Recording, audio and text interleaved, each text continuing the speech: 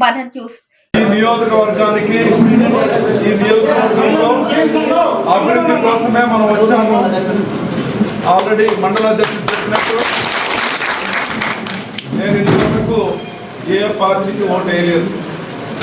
నా జీవితంలోనే ఏ పార్టీకి ఓటు వేయలేదు. మొట్టమొదటిసారిగా చంద్రబాబు నాయుడు గారి కోసం, ఎందుకంటే నాకు రాజకీయం అవసరం లేదు కాబట్టి నేను ఎవరికి ఓటు వేయలేదు. ఆ అవసరం కూడా నాకు రాలేదు.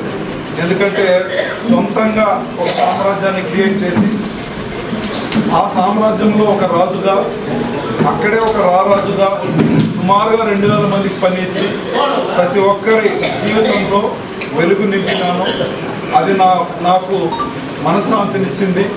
అదేవిధంగా రాష్ట్రం కష్టంలో ఉన్నప్పుడు, రాష్ట్రంలో ఎక్కడ చూసినా బీభత్సంగా గొడవలు, ఎక్కడ చూసినా గంజాయి, ఎక్కడ చూసినా దోపుళ్ళు, ఎక్కడ చూసినా అత్యాచారాలు, ఎక్కడ చూసినా తప్పుడు కేసులు, ఎక్కడ చూసినా హరాస్మెంట్ ఇలా జరుగుతుంటే ఈ రాష్ట్రంలో నేను కూడా ఇక్కడే పుట్టాను కాబట్టి దీన్ని చూసుకుంటా ఊరుకుండకూడదు. నేను కూడా చంద్రబాబు నాయుడు గారితో ఆయన అడుగులో మేము కూడా ఒక అడుగేసి ఈ రాష్ట్రానికి నా వల్ల కూడా కొన్ని మంచి కార్యక్రమాలు జరగాలని, కష్టంలో ఉన్నప్పుడు అన్న నేను కూడా మీతో తోడు నడుస్తాను, ఈ నియోజకవర్గానికి నేను ఒక ఇన్ఛార్జ్ క్యాండిడేట్గా, ఎమ్మెల్యే క్యాండిడేట్గా నిలబడి దీన్ని గెలిచి మీకు ఒక కానుకగా ఇస్తానని చెప్పి చంద్రబాబు నాయుడు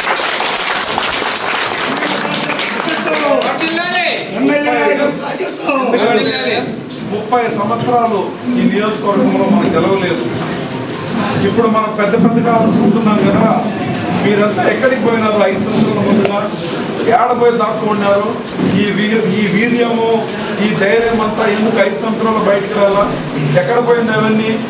నిజంగా మగోడైతే, నిజంగా పోటుగాడైతే ఆ 5 సంవత్సరాలు బయటకు వచ్చి ఉండాలి.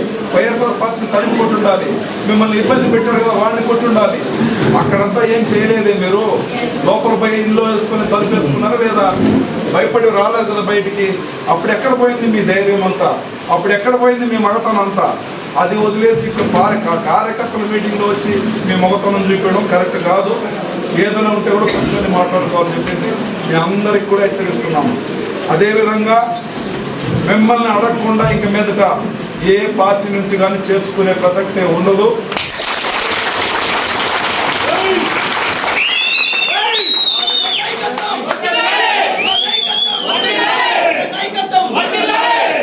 ఎంత పెద్ద పోటుగాడైనా, ఎంత పెద్ద ఆయనకి వస్తే ఒక 10,000 ఓట్లు వస్తుందన్నా కూడా కార్యకర్తను అడగకుండా ఇంక మీద ఎవరిని జాయిన్ చేసుకునే ప్రసక్తే లేదని చెప్పేసి కార్యకర్తలే దేవుళ్ళు. మీరు ఓటేసినందువల్లనే మేము ఇక్కడ నిలుచుకున్నాము. మీరు కష్టపడినందువల్లనే మేము నిలుచుకున్నాము. ఇక్కడ మీరు 14 నుంచి 20, 30 కేసులు పెట్టించుకొని అవమానపడినందువల్లనే మేము ఇక్కడ ఎమ్మెల్యే సీట్లో నిలుచుకున్నాము. మీకు ఎప్పుడు అండగా ఉంటాము. మీకు ఏదైనా అన్యాయం జరిగితే మొట్టమొదటిగా ఉండేది నేనే అని చెప్పేసి, అదేవిధంగా ప్రతి మండలంలో ప్రజావేదిక జరుపుతున్నాము. రెవెన్యూ సదస్సు జరిపాము. ప్రజావేదికలో ఎక్కడికి వెళ్ళినా 500 అప్లికేషన్స్, 700 అప్లికేషన్స్ వస్తున్నాయి.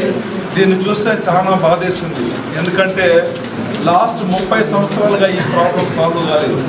ల్యాండ్ ఇష్యూ కానీ, పెన్షన్ ఇష్యూ కానీ, అదేవిధంగా చూసారంటే కొత్తగా నిర్మించే హౌస్ కానీ, సీసీ రోడ్లు కానీ, డ్రైనేజ్ కానీ, అదేవిధంగా చూసారంటే బీటీ రోడ్లు కానీ, అదేవిధంగా మన సంక్షేమ పథకాలు, ఎస్సీకి ఇచ్చే సంక్షేమ పథకాలు, బీసీకి ఇచ్చే సంక్షేమ పథకాలు, ఇవన్నీ కూడా ఎక్కడ ప్రాపర్గా జరగలేదు. కాబట్టి మనకి చిన్న ఒక రోజు నోటీస్లో మనం ప్రోగ్రాం పెడితే, ప్రజావేదిక పెడితే సుమారుగా 500 అప్లికేషన్లు వస్తున్నాయి. నాకు నిజంగా ఆశ్చర్యంగా ఉంది. ఎందుకంటే ఆల్రెడీ రెవెన్యూ సదస్సు ప్రతి ఊర్లో కండక్ట్ చేశాము. రెవెన్యూ సదస్సు కండక్ట్ చేసినా కూడా ఈరోజు సుమారుగా 500 అప్లికేషన్ ఫిర్యాదులు వస్తుందంటే దాన్ని చూసి నిజంగా నాకు బాధేస్తుంది. నేను మెయిన్గా దాన్ని థింక్ చేస్తున్నాను. ఇక్కడ మనం ఏం చేస్తున్నామంటే గ్రూపులుగా మనం డివైడ్ అయిపోయినాం. ఇది మంచిది కాదు. మనందరూ ఒకటే. తెలుగుదేశం పార్టీ కుటుంబ సభ్యులేమో మనందరినీ కూడా ఎవరిని కోసినా ఎవరిని చెయ్యి కోసినా ఎల్లో రక్తం ఎల్లో బ్లడ్ రావాలి కానీ వేరే ఏది ఉండకూడదని చెప్పి మీ అందరినీ కూడా నేను ఆహ్వానిస్తున్నాను. మనందరం కలిసి పనిచేద్దాం, కలిసి నిర్ణయం తీసుకుందాం. రేపు ఏం చేయాలన్నా కూడా ఇప్పుడు కూడా చూసారంటే సుమారుగా 30 కోట్ల రూపాయలకి మీరు ఇచ్చిందే ఇస్తానని చెప్పేసి నా సొంతంగా ఏది కూడా ఉండదని చెప్పేసి అదేవిధంగా చూసారంటే మీరు కేఎస్ఎస్ను మీకు వదులుతున్నాను. అదేవిధంగా యూనిట్ క్లస్టర్ బూత్ మీరందరూ కూడా కష్టపడి పనిచేయండి.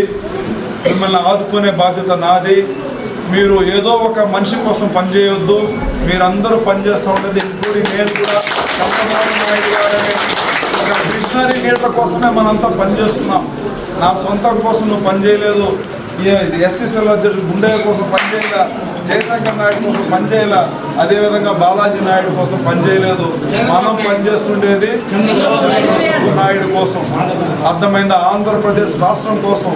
ఎమ్మెల్యే అనేది నేను ఈరోజు ఉండొచ్చు, రేపు ఇంకొక ఎమ్మెల్యే రావచ్చు, ఇంకొక తెలుగుదేశం ఎమ్మెల్యే రావచ్చు. ఇది వచ్చి తెలుగుదేశం అనేది ఒక సముద్రం.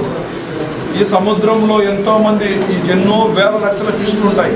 ఆ విధంగా మనం కూడా ఒక చిన్న చేప అంతే. సముద్రం అనేది చాలా పెద్దది, అందులో ఎమ్మెల్యే అనేది ఒక చిన్న చేపలు అంతే. సముద్రం అక్కడే ఉంటుంది, చేపలు వస్తుంటాయి పోతుంటాయి. సో కాబట్టి మన అందరూ కూడా తెలుగుదేశం పార్టీ కోసం, చంద్రబాబు నాయుడు కోసం మనం గట్టిగా పనిచేయాలని చెప్పేసి మీ అందరినీ కూడా ఆహ్వానిస్తున్నాం. ఎందుకంటే గడిచిన 5 సంవత్సరాలుగా మీరు ఎంత కష్టపడ్డారో మీకు తెలియదా? బయటకు వచ్చారా? స్వతంత్రంగా మాట్లాడగలిగారా? మీ పైన ఏదైనా ఇబ్బంది చిన్న మాట్లాడితే మీ పైన కేసులు పెట్టలేదా? మీ ఇంటికే సారాయి తీసుకొచ్చి మీ పైన కేసులు పెట్టలేదా? మీ ఇంటికే గంజాయి తీసుకొచ్చి మీ పైన కేసు పెట్టలేదా? మిమ్మల్ని అరెస్ట్ చేయలేదా? మీ ఇంటికే తీసుకొచ్చి ఎర్రచంద్రం ముక్క పెట్టేసి మిమ్మల్ని అరెస్ట్ చేయలేదా? ఎర్రచంద్రం కొట్టకపోయినా ఎర్రచంద్రం కేసు పెట్టలేదా? ఇవన్నీ కూడా మర్చిపోకండి. మంచి ప్రభుత్వం, కష్టపడి మనం గెలిపించుకున్నాము, చెట్టు పెట్టాము, నీళ్లు పోసాము, చెట్టు మంచిగా పైకి వస్తుంది, పూత వస్తుంది, కాయలు వస్తుంది. ఇంకా 4 సంవత్సరాలు మంచిగా పండు వస్తుంది. పండు వచ్చినప్పుడు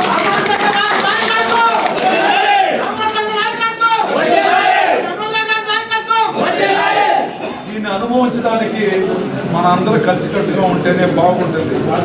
మనమే కొట్టుకుని నైటే చెట్టు నరికేసినామంటే చెట్టు ఉండదు, పూత ఉండదు, దానికి వచ్చే పంట ఉండదు. సో కాబట్టి నష్టం మనకే. మీరు కొట్టుకున్నారంటే మనం కొట్టుకున్నామంటే నష్టం మనకే. తెలుగుదేశం పార్టీకే నష్టం జరుగుతుంది, వైఎస్ఆర్ పార్టీకి నష్టం జరగదు. ఇలాంటి ఇన్సిడెంట్స్ వాళ్ళు చూస్తూ ఉన్నారు, ఎదురు చూస్తున్నారు. ఎప్పుడురా జరిగిపోతుంది, మనం ఎప్పుడురా నవ్వుకోపోతాము, ఎప్పుడురా ఎక్కి మళ్ళా సీట్లో కూర్చుందామని చెప్పేసి వాళ్ళు వెయిట్ చేస్తున్నారు. దయచేసి నిజమైన కార్యకర్తలైతే ఇలాంటి దానికి మీరు చోటు ఇవ్వకూడదని చెప్పేసి మీకు ప్రతి ఒక్కరికి కూడా నేను రిక్వెస్ట్ చేస్తున్నాను. ఎందుకంటే మీకు తెలుసు, ఒకే ఒక వ్యక్తి ఈ జిల్లానే గడగడలాడించాడు. ఒకే ఒక వ్యక్తి, ఒక దొంగ ఈ జిల్లాలో అందరిపైన కేసులు పెట్టించారు. ఇలాంటి దొంగల రాజ్యం మీకు మళ్ళా అవసరమా? ఇప్పుడు జమ్మని జాలీగా ఉన్నారు, స్వేచ్ఛ ఉంది. ఎక్కడైనా కేసులు ఉన్నాయా? ఎక్కడైనా పోలీస్ హరాస్మెంట్ ఉందా? ఎక్కడైనా ఎవరినైనా ఇబ్బంది పెట్టించినారా? ఏమీ లేదు. ప్రజలందరూ కూడా సంతోషంగా ఉన్నారు. అదేవిధంగా ల్యాండ్ టైటిల్ యాక్ట్ అని పెట్టి మీ భూములనే కొలిపించి మీ భూముల్లోనే రాళ్ళు నాటించుకొని మీ భూముల్లోనే పట్టాలు తెచ్చుకున్నారు. అప్పుడు ఎక్కడ పోయినా మన మొగతనం అంతా ఎక్కడ పోయింది? అప్పుడు కార్యకర్తలంతా అప్పుడు ఎక్కడ ఇంత పౌరుషం అప్పుడు లేదే, ఇప్పుడు ఎట్లా వచ్చింది ఆ పౌరుషం నేను అడుగుతున్నాను. సో కాబట్టి దయచేసి సమన్వయం పాటించాలి, అందరూ కలిసికట్టుగా పనిచేయాలి, మంచిగా పనిచేసి ఈ నియోజకవర్గాన్ని అభివృద్ధి బాటలో పెట్టాలని చెప్పేసి ప్రతి ఒక్క నిజమైన తెలుగుదేశం కార్యకర్తను నేను కోరుతున్నాను. నిజమైన కార్యకర్త ఎన్ని ఇబ్బందులు వచ్చినా సహిస్తాడు. అర్థమైందా? డ్రామాలు వేయడు నిజమైన కార్యకర్త. నిజమైన కార్యకర్త గొంతు పోసినా కూడా జై తెలుగుదేశం అంటాడు. అంటాడా లేదా? ఎన్నిసార్లు కొట్టినా కూడా జై తెలుగుదేశం అన్నాడు. అనేటువంటి చంపేసినా కూడా జై తెలుగుదేశం అన్నాడు. అది నిజమైన కార్యకర్త. మనలో కూడా అదే విధమైన ఎల్లో బ్లడ్, పౌరుషమైన బ్లడ్, ప్రతి ఒక్కరిలో ఆ బ్లడ్, ఆ పౌరుషమైన ఆ బ్లడ్ ఉండాలని చెప్పేసి మీ అందరిని కూడా నేను కోరుకుంటున్నాను. మన అందరూ కూడా డెవలప్మెంట్ పైన ఫోకస్ చేస్తున్నాం. ఎంపీ గారు కూడా అందరికీ నిధులు ఇస్తున్నారు, డెవలప్మెంట్కి ప్రతి ఒక్కటి కూడా చేస్తున్నారు. నేను కూడా ప్రతి ఒక్కటి మండల అధ్యక్షులు ఇచ్చిన ఆ లిస్టే నేను ఇస్తున్నాను. నేను ఎక్కడ కూడా చేంజ్ చేయడం లేదు. ఇప్పుడు ఆ లిస్ట్ కంటే ఇంకా ముందుకెళ్ళి కార్యకర్త దగ్గరికే వచ్చేస్తాను. మీరే లిస్ట్ ఇవ్వండి, మీరు ఇచ్చిన లిస్ట్ చేస్తున్నాను. నేను ఎక్కడ ఒకరి మనిషి కాదు. నన్ను ఒకరి మనిషిని అంటే చెప్తే దయచేసి నమ్మొద్దండి. జయశంకర్ మనిషి థామస్, జయశంకర్ చెప్తేనే నమ్ము